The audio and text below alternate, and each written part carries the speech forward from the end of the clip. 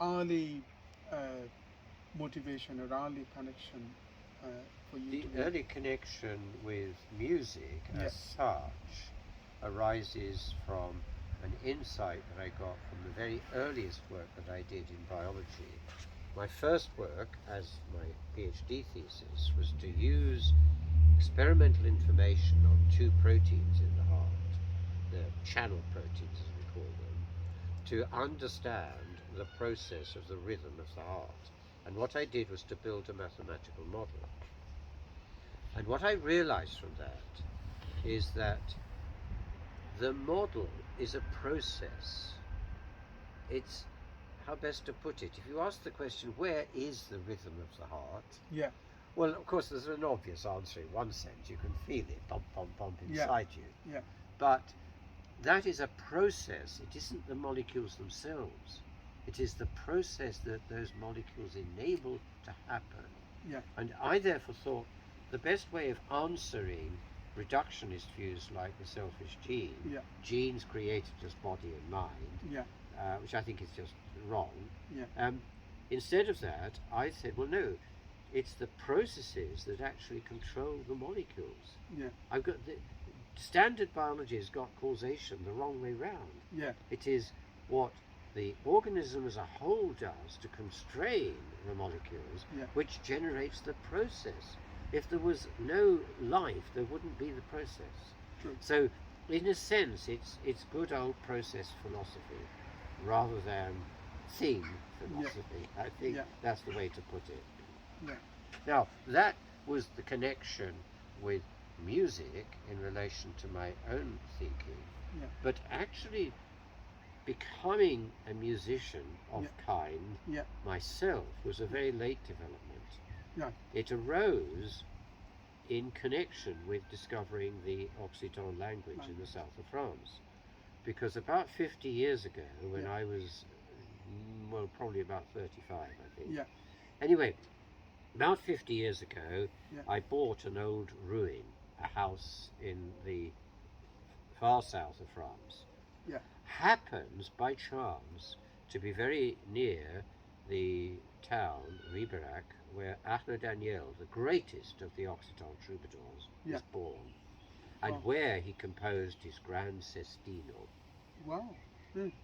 Lu fem voli quel intro, the great sense that enters into my heart. Yeah. You know, Yeah. he's expressing himself in that kind of way. Now, when I discovered that, Mhm. I thought, my goodness, there's a different language here. I already spoke French. Yeah. I had no idea there was yet another language. Yeah. And And then then- the language that got Nobel Prize already through Mistral. Exactly, Yeah. through Mistral. Mistral's Yeah. Mireio. Exactly Yeah. so. Yeah. So it has a very distinguished past in True. culture. Yeah.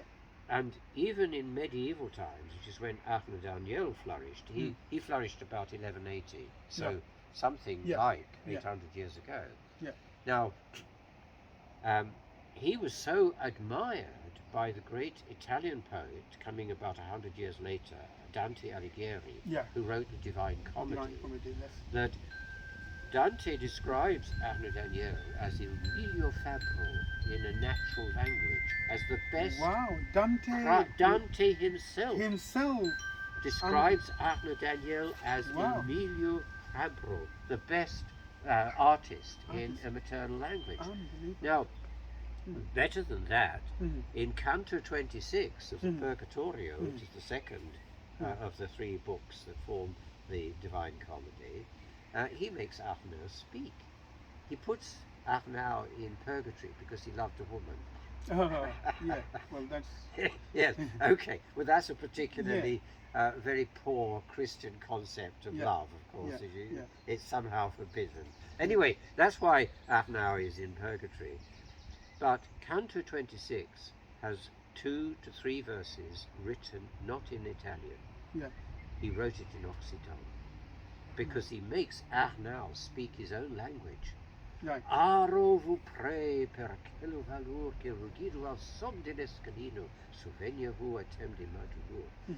Please, as you ascend the stairway to paradise, Mhm. remember in time my pain. Of course, he's in purgatory in Wow. order to Yeah. sort of cleanse himself. So whose line this is? This, Dante. that's Dante. Dante. Dante wrote that. And is that the part of Divine Comedy? It's- Divine Comedy is Exactly. It's the unbelievable. only part of the Divine Comedy that is not written in Italian. And that's from Occitan. It's Occitan. It's pure Occitan. Unbelievable. Wow. Absolutely This is so. something that- wow. But look, it gets even better. Yeah. I did a recording. I can Yeah. send you the link to it. Yeah, please do. Yeah. I did a recording recently. It's only just come out Yeah. in the south of France for Occitan television. They do television in Occitan. Right. And I was asked whether I would sing the Sestino, which Yeah. we're going to do at the concert next Yeah. week. Yeah. I was asked whether I would sing it in the remains of the Chateau of Riberac, where he was born. Absolutely lovely honour. You know, there is a kind of chapel that it Yeah. remains of the chateau. The rest of the chateau is gone. So I did that. I sang it a cappella, and then I explained Dante's admiration. And their next question was, how deep was that? It was absolutely fundamental. Dante copies Ahmed Daniel. His rhyming sequence is that the rhyme of the last line of one verse Mhm. is also the rhyme word for the next verse, first line. Mhm. And that's repeated all the way through the massive Divina Commedia. That Unbelievable. is Arnaud's trick. I read Divine Comedy at least 3 or 4 times, but I missed Right. this information. Well, that is, if you look at the rhyming, that Exactly. is how it's Mhm. done. Mhm. That is Arnaud's invention, Mhm. to do that. Mhm. He actually did it with 6-line verses instead of 3-line verses, but it's the same idea. Mhm. But better than that, the Divine Comedy is based on a love story. Yeah. Beatrice is Beatrice is his missing lover. yes. Yes, he never, Exactly. exactly. Mhm. Now, what do you find in Ahmed Daniel, in the Sestino? He never consummates love with her. Oh. And only in paradise does he ascend with her. That is Dante. Or Oh. Dante is copying Ahmed Oh. Daniel. What could you invent as a better story than that? He Yeah. says, Qu'en paradis n'aura double joy marmot. In paradise I will have double joy. And that is exactly Dante's concept of going up to paradise with Beatrice. Exactly, Beatrice, yes. So one thing before we move further, Yes. Denis, could you, because obviously this is a new name to me, and then such a phenomenal poet, even Dante himself was influenced by. Yes. Would you be able to spell that name, Arnaud? Yes, Arnaud is Arnaut. Arnaud or Yeah, Arnaud. Yeah, yes. yeah. Daniel is like Daniel is Arnold Daniel Daniel. is easy. Yeah, yes. yes, That's yes, right. yeah. You could say it's Arnold Daniel, Daniel, yeah. in modern English. Almost like Matthew Arnold and Exactly Arnold, so. yeah. Exactly that. Yeah, yes. yeah. But obviously in Yeah, his language it Arnold. was spelt and pronounced Arnaud. And Yes.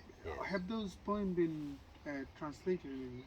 Oh yes, indeed. I've got my own translation, of course. And did but you- that's in the program for the you're doing. concert we're And doing. have those been published anywhere? Oh yes, there's a lot published on Ahmed Daniel. And if I would like to have, if anyone would like to explore more about this poem, Huge studies on In- Ahmed Daniel. and Yes, in English, in English. right? Yes, Yeah. and in French and in German and Yeah. I'm sure in Japanese too. Now he's been well studied as essentially the originator of poetry in the maternal language. What he did, you see, was, and the other troubadours at that time, they did not write in Latin. At Mhm. that time, any educated person would write in Latin, Mhm. and you would get the Gregorian chant in the churches, and so on. Mhm. So, of course, they were using to some extent the melodies of chant. Mhm. You can see that in the Mm. music, but they were doing it in a much freer way because they were expressing the deep feelings of people. Yes, well, that's why. Well, I came across with those troubadours through Apollinaire. I'm not sure you're Yes, familiar with. indeed. He's yes. a great poet and great painter, Yes. and he mentioned about Yes. first, I mean, about yes, indeed. perhaps 22 or 25 years ago. Yes. So that's how I knew about Troubadour. Yes. And then we did some concert of Troubadour Yes.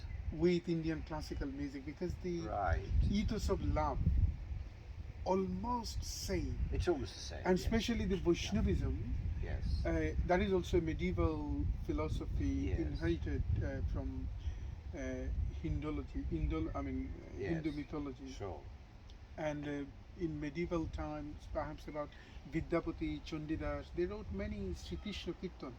Right. Radha as a creature, Yeah. and Krishna is the god. Indeed, I know. Yeah, Yes. and yes. the submission Radha is paying to Krishna. Yes. I mean, this has also two meanings. So one is spiritual, and one is also, you can see that as an extramarital affair. Yes, Some a indeed. lady's, Yes. Yes. Well, you can do that even with the Troubadour, yes. Well, I was going to say you can do it also with another spiritual tradition, which Yes. is the tradition of the Bible. Yeah. In Jewish and in Christianity and Islam to some degree. Yeah, yeah. Because the Song of Songs can have the two interpretations. The Song of Songs in the Old Testament. The Song of Solomon. Yes, Yes. that's right. Yes. It can be interpreted as a fantastic love poem for a particular person. Exactly. And it can also be interpreted as this human. relationship to what is Between divine. two human, yes, yeah. Yes, Oh, great, great. yes. So that's how you developed a huge interest in Well, Troubadour. actually, what I did, the interest in singing it and taking part in it came through attending some of the evenings, informal evenings often, in village halls and so on, where the people who sang in Occitan were presenting their poems, their songs and so on. Very rarely the medieval troubadours. Yeah. They largely presented modern songs. So have those been evolved from? In a sense, In a yes. sense, They, right, okay. you can see, for example, Se Canto, which is a very famous song. Yeah. It's a little folk song, really. It's not a great troubadour poem No, at all. yeah. It's fairly simple. Yeah. It's almost nursery rhyme quality. Yes. So Yes. now that was written, we think, somewhere around the 14th century. So a little bit after the troubadours. They flourished from the 12th to the 13th and partly into the 14th century. So it comes after the troubadours. Yeah. That's more the style in which the modern Occitan singers are writing. They're writing fairly simple poetry, not this sort of grand achievement on the Mhm. scale of the Divine Comedy or the Sestino. Mhm. It's more down to earth, Mhm. to connect with people. Mhm. And I think they did that deliberately because they did not want to represent Occitan culture as, just a dead language. Yeah. Which is what many people in England think it is, a dead language, no Yeah, longer spoken. Yeah, dying language or something like this. So how did you? Because obviously your work to me now, although it can be classed as a work of biology, but this is purely a work of philosophy. Yes. You Yes. connected biological things with the deeper and Exactly profound so, philosophical because in the end, biology has to connect with philosophy. Philosophy, yes, yes. There is no answer to the question, what is life, Exactly. in terms just of molecules. Yeah, yeah. It's very simple. It is Yeah. a process. Yeah. And then you've got to ask the question, well, how does that process arise? What is its origin? Where is it going? Yeah. Does it have any purpose? Yeah. Now, modern biology tends largely to ignore all of that and say, well, it's got no purpose, it's just a bunch of molecules. Yeah. The great biologist James Watson, who with Francis Crick sequenced, not sequenced, but genes, determined the structure of structure DNA, of the double helix. helix. Yeah. That's right. He used to always say, it's all molecules, the rest is sociology. And my reply was to Jim was to say, look, it's trivially true that all is molecules, it's also obviously true that the rest is sociology because of the interaction of those molecules. Yeah. It's the Yeah. process of interaction. So you're absolutely right, but not in the way you thought. Yeah, yeah. But, well, another thing that because you mentioned about Watterson, he claimed that he got this model in his dream or something like that. Yes. Did you? Yes. Yes. Yes, So that's one right. thing also, I mean, because obviously you have such a profound interest in Troubadour, and you sing, and I can Yes. see the connection you have. Yes. Whenever you sing this, the immediate emotional connection Oh, the is emotion is visible in your everything. face. Exactly. Absolutely, Exactly. it is everything. So, And even when you sing one of the simpler songs, like Mhm. I Go to La Dodonio, which is Mhm. one of the modern ones, Mhm. done, as I say, in a very simple, Mhm. almost nursery rhyme, what Mhm. it's saying is, you know, I went down to the river, through the meadow of a neighbour, I put my feet in the water, my head in the air, oh, did it feel good. Now, you could say this to a child, you know, would you like Mhm. to go down to the river, put your feet in the water, enjoy the air, and so on? It is almost child music, Amazing. Mhm. but it is also profound. Mhm. He's Mhm. saying that river is the source of life. Exactly. How And what does he massive. say at the end of the poem, the end of the song? Poor Dordogne, they're going to build a nuclear centre at your source, end of the source of life. You see, Unbelievable. so it's a profound view, Mhm. the river of life. It's a lovely metaphor.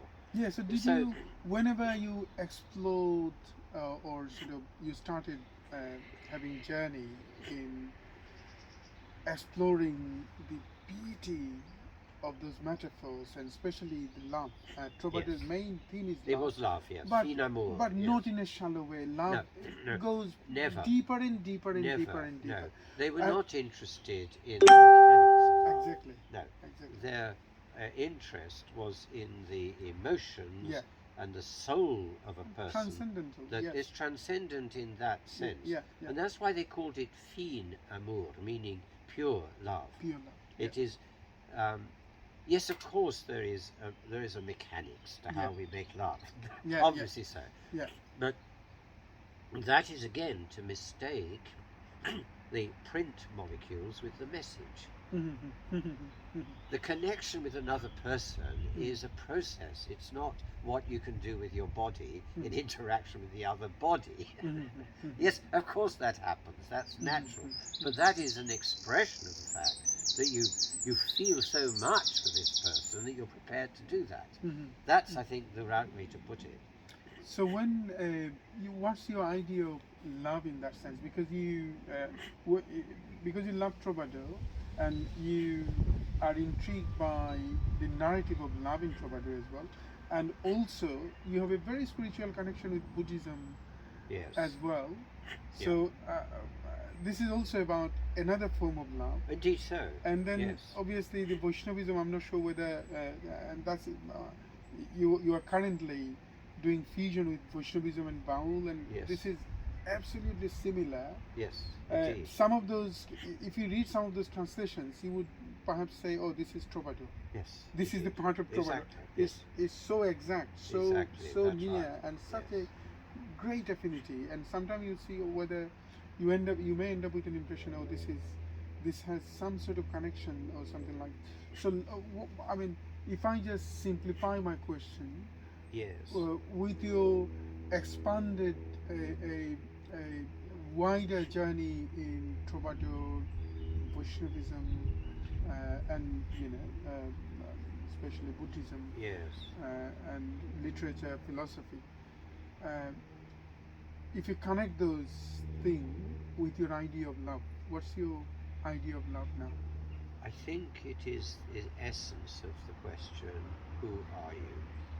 Which is, Wow. of course, the question that gets asked. Yes, Tagore asked as Yes, well. exactly. And Yeah. of course, when Yeah. I spent this visit in South Korea to the Buddhist temples, the head of the Jogye order, first question to me was, if I tell you that you can take your name away, you're no longer Denis Noble, who are you? Yeah. It's the same question, isn't Yes. it? Yes. Now, I think the answer is I am who I love. Now that's a funny way of putting it. No, this is. I think I am defined by who I have related to with that degree of depth. And if I try to ask the question, who am I if that didn't exist? I don't think I have any idea. Mm-hmm. Mm-hmm. So I think in many ways, many of the religions of the world, I'm not a terribly religious person, you have to understand that. In one sense I am, I'm deeply spiritual, because I think you have to approach these things as what we call the spirit, which is the process again, it is the activity, not just the bits and pieces. But that idea, I think, is expressed time and again in the different religions of the world. God is love. I've no idea what God might be, which is partly why I love one of the songs we're going to do, exactly, in the Sheldonian, because it's asking the question, where are you? You know, you're supposed to be everywhere. I can't see anything that, come on, every time I approach you, you go away. So it's a lovely song. The poetry in that is just superb. And you can see that also in the troubadours. They flourished at a time when a very strange form of Christianity was flourishing in the south of France, called the Catars or the Albigensians. Those are the names that their enemies gave them. That was the Roman Catholic Church and the Pope, because they didn't like another Christian form of religion arising in their area. And they had, well, I've studied them to some degree. I don't go along with their analysis. They thought that the world was essentially fundamentally evil, and therefore it would be best to leave this world as soon as possible. When they were finally caught, the top echelons of the church in a big castle at the top of a big peak, they were subjected to siege. Montségur was the castle. They chose to be burnt rather than to give way. There's a beautiful Occitan song about that. 500 à Montségur. You were 600 at Montségur, and we burnt you. And you chose. You chose to leave this world because you thought it was evil. Now we come back to the question you put to me. What's going on here? What's the opposite of love? I think it is evil. Yeah. We're now in that situation. We're back to Ukraine again, aren't we? Yeah. What is the evil of Ukraine? As I see it, the real evil of what is happening there is that Putin has absolutely no respect for these people. It seems as though he'd be perfectly happy if the whole of Ukraine population just wiped out. He'd come back to being pure Russia again. I mean, it is extraordinary. And why is he doing it? Historically, it is because Kiev is terribly important to them. The city, the capital city of Ukraine, is the center of their religion.